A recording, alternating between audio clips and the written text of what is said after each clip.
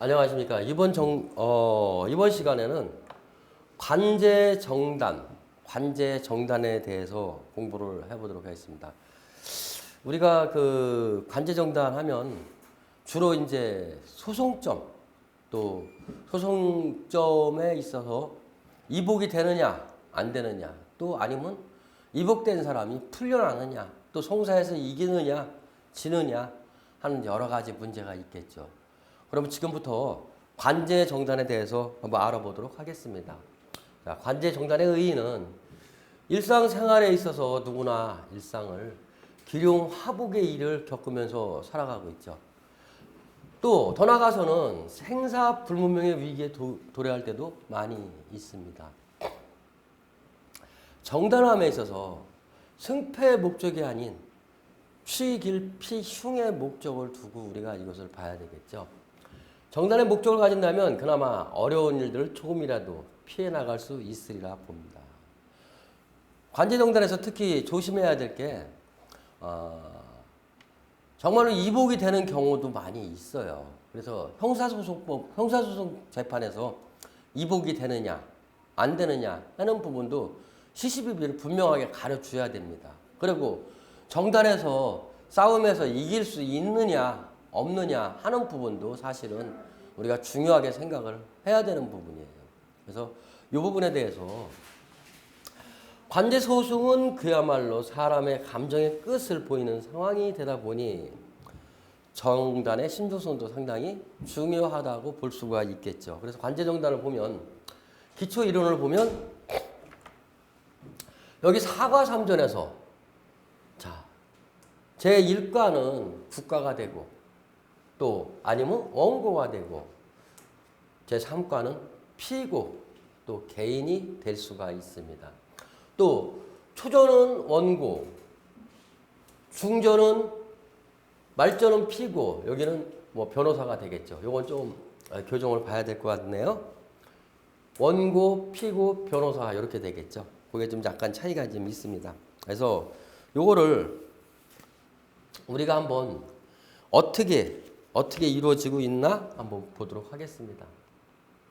자, 소송 정단에서의 길장은 귀인, 청룡, 태상, 천우가 길장이 되고요. 소송 정단에서의 흉장은 구진, 또 주작, 백호, 등사, 천공. 그러니까 쉽게 말하면 길장이 되는 거고 흉장이 그야말로 흉장이 되는 게 소송 정단에서의 특징이 되겠죠. 소송 예상은 세파가 간지를 가하고 관계효에 해당이 되면 송제가 있다. 또 백호와 주작이 서로 모이면 소송에 화가 생긴다. 백호는 혈광지사의 신이고 주작은 어떤 시비구설 소송의 심이 되겠죠. 또 구설의 신인 주작이 구진의 형에 들어가면 관사가 발생한다. 또 해를 만나면 소송은 성립이 된다. 해. 또 백호가 오후에 가임하여 일간을 극하면 소송에 화가 있다. 관제가 소멸되는 시기. 구제신에 소묘가 관교를 제급하면 관제가 소멸이 된다. 부물효에서 관교를 제화하며 관제는 소멸이 된다라고 되어 있습니다. 또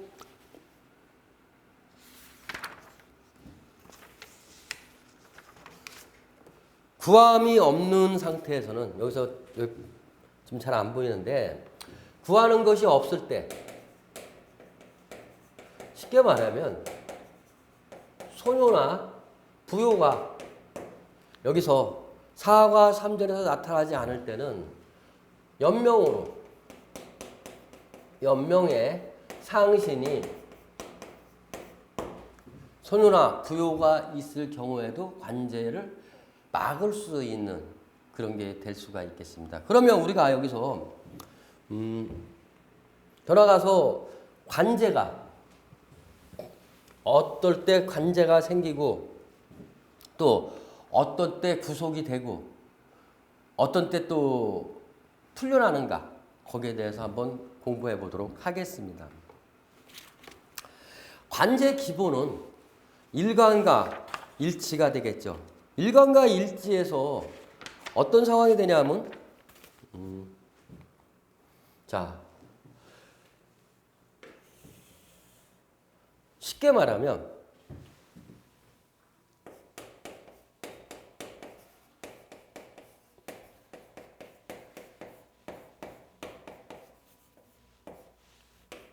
소송 정당에서 기본이 되는 것이 있습니다.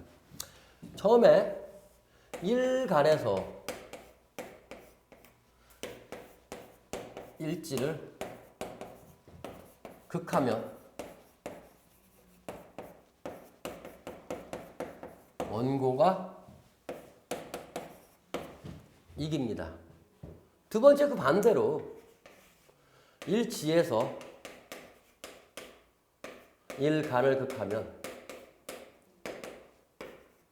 피고가 이기게 되죠.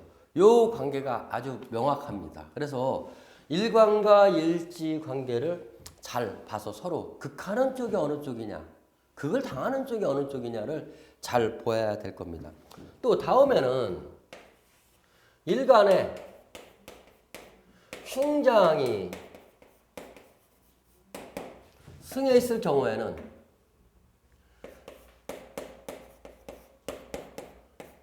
피고가 이깁니다.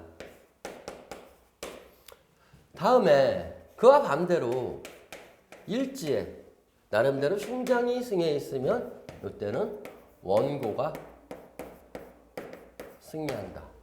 그래서 간지의 어떤 생극재화를 우선 봐줘야 되고 그 다음에 간지의 흉신, 흉장을 봐줘야만이 우리가 좀 정확하게 구체적으로 답을 낼 수가 있겠죠. 다음에 우리가 초전하고 원고하고 피고하고 요 관계, 말전하고 관계를 또 봐줘야만이 될 수 있습니다. 그래서 말전에서 초전을 극하게 되면 피고가 이기고 또 초전에서 반대로 말전을 이렇게 극하게 되면 원고가 이기는 거죠. 그래서 요 피고와 원고 관계에서 서로 간의 생극이 어떤 것이 이루어지느냐 그거를 가장 중요하게 생각을 하시면 됩니다. 그러면 우리가 소송이 일어날 징후 어떤 때 소송이 일어날 것인가 이것도 아주 중요하죠. 소송의 예상을 한번 해보도록 하겠습니다. 소송이 일어날 때는 세파가 그러니까 연이 충이 되어서 일간 상신에 귀살이 돼서 임했을 때 그러니까 가령 자 을미년이라고 한다 그러면 을미년 자체가 일간이 갑일날이 되고 요게 가령 지상이 축이 있어갖고 충이 돼서 요렇게 위에 일간에 묘신이면서 아니죠 참. 요거 제가 지금 틀렸네요. 다시 한번 말씀드리겠습니다. 자, 병신년이 가령된다. 병신년일 때 여기 일지에 인이 되고 요 신이 갑일일 때 이렇게 내려와서 세파 맞은 충이 된 태세가 일간 상신의 귀살로 요건 일간의 귀살이 되죠. 귀살로 이렇게 앉아 있는 경우가 바로 이런 경우가 되겠죠. 그랬을 경우에는 소송이 발생될 수가 있다. 요거 잘 기억하시고요. 또 백호와 주작이 서로 보인다 그러면 소송의 기미가 보인다. 또 일간상신이나 또 일지라든가 삼전에 요때 주작은 바로 그 12구설의 신 아닙니까? 요 백호 자체는 혈광의 신이므로 요 두 개가 보일 경우에는 저 화가 깊을 수가 있습니다. 다음에 주작이 구진을 깔고 앉아 있는 경우